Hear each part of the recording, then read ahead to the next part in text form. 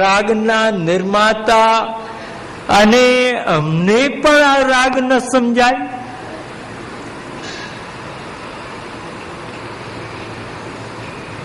કલા માત્ર ભગવાનની સેવા માટે છે, કારણ કે કલાનો સર્જનહાર ભગવાન છે.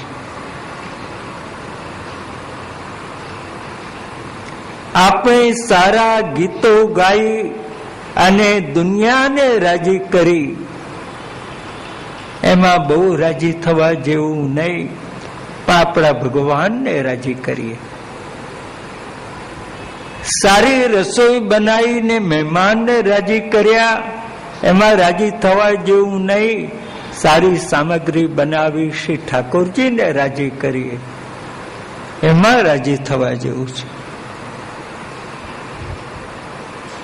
કલા માત્ર પ્રભુના દાસ છે.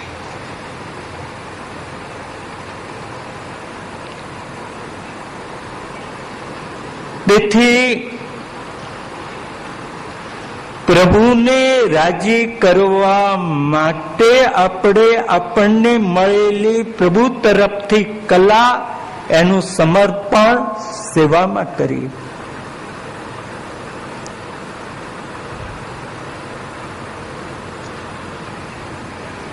આ જગત તો બ્રહ્માની સૃષ્ટિમાં આવ્યું, તો બ્રહ્માને ખબર ના પડે કે આ કયો રાગ છે?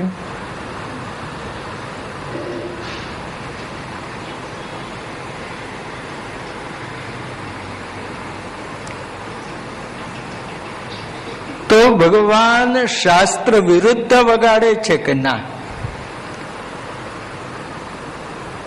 પણ પ્રભુની અનંત શક્તિઓ એને બ્રહ્મા, ઇન્દ્ર, રુદ્ર વગેરે જાણી શકતા નથી.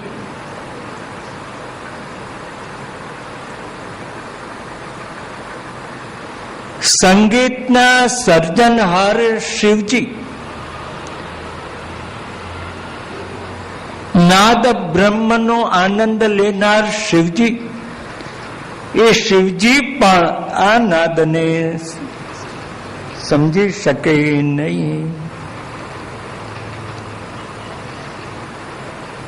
જ્ઞાને પ્રયાસમુદપાસ્ય નમંત એવ. ભગવાનને કોઈ માને કે હું મારા જ્ઞાનથી ઓળખી લઈશ, હું મારા સામર્થ્યથી ઓળખી લઈશ, પણ ભગવાન જ્ઞાનથી પણ ઓળખાય એવું નથી, સામર્થ્યથી પણ ઓળખાય એવું નથી. પણ ભગવાન જે જીવનું વરણ કરે એ જ જીવ ભગવાનને ઓળખી શકે છે, બીજા નહીં.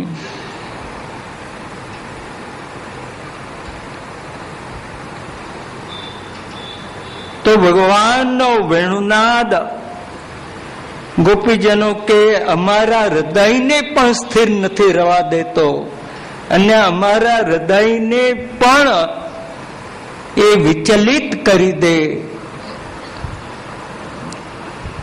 તો વિચલિત થતા પહેલા થોડા ચલિત થઈએ.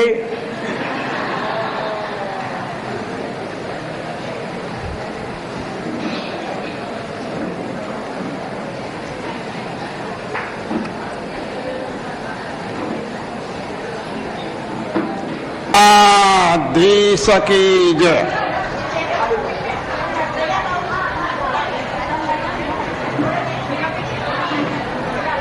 नमामि हृदय से लीलाक्षराब्दिशालनम लक्ष्मी सहस्रलीलाभिः सेव्यमानं कलानिधिं चतुर्विश्व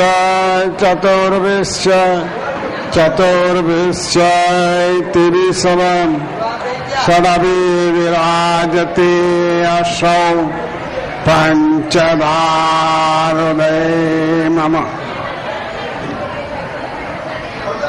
पूज्य शास्त्री जी, वैष्णव भाइयों ने बहनों,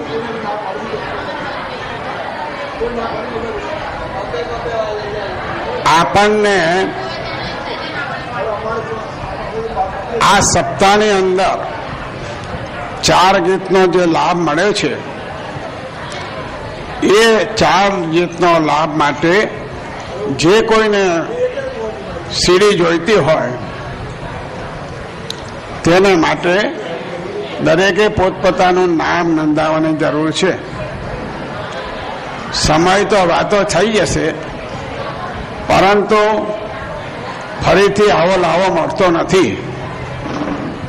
તો આ 4 ગીત એની અંદર ઓડિયો અને વિડીયો છે, એટલે ઘેર પણ તમે શાસ્ત્રીને જોઈ શકશો અને એમને સાંભળી પણ શકશો.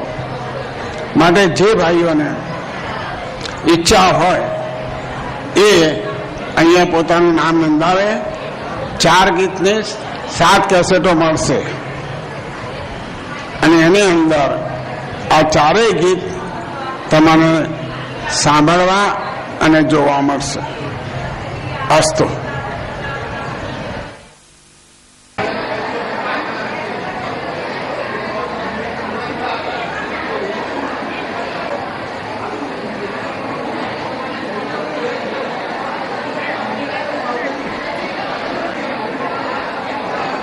નિજ પદાબ્જ દલય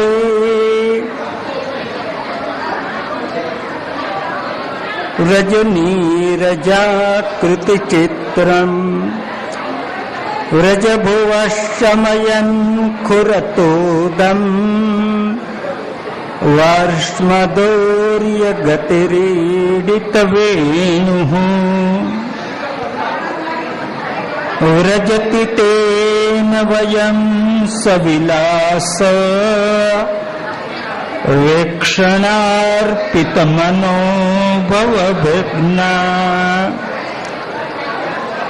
કુજગતિં ગમિતા ન વિદામ કષ્મલેન કબરમ વસનમ વા.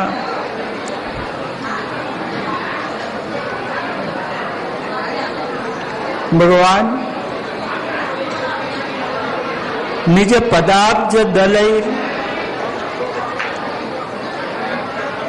પોતાના ચરણ કમલ દ્વારા વ્રજમાં વિચરણ કરી ભૂમિના તાપનું નિવારણ કરે, પૃથ્વીના પરિશ્રમનું નિવારણ કરે.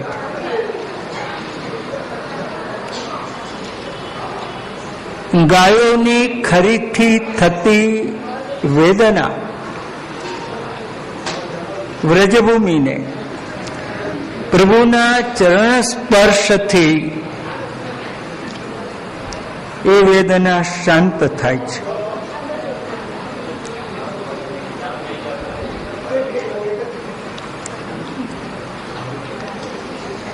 જ્યારે સાયંકાળે ગાયોને ચરાવી વેણુનાદ કરતા પ્રભુ વ્રજમાં પધારે,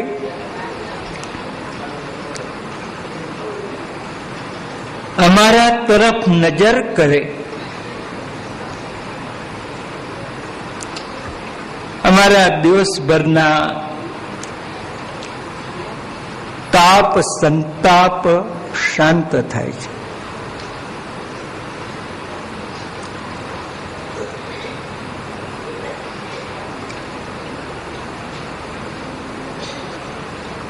જ્યારે પ્રભુ વેણુનાદ કરતા કરતા આમ ચાલી રહ્યા હોય,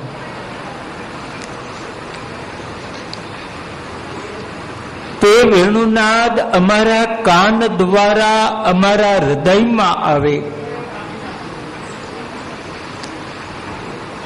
તો અમે ચાલતા અટકી જઈએ, અમારી ગતિ અટકી જાય છે.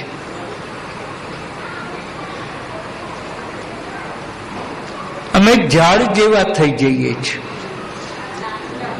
ગતિ વિનાના. એટલે અમારામાં